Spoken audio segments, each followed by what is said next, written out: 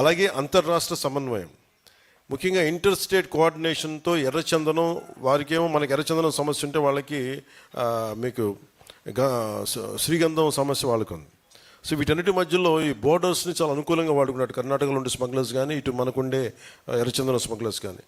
వీటన్నిటి మధ్య ఒక జాయింట్ టాస్క్ ఫోర్స్ ఒకటి పెట్టాలి.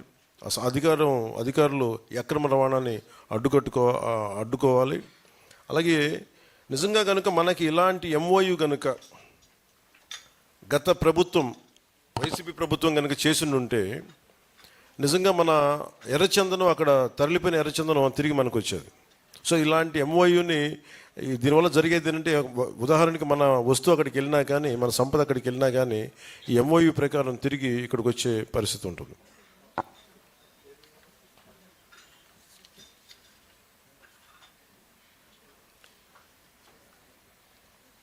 ముఖ్యంగా నేను కర్ణాటకలో చూసింది ఇన్ఫర్మేషన్ టెక్నాలజీ ఇనిషియేటివ్స్ అంటే ఎంత అద్భుతంగా ఉందంటే వాళ్ళ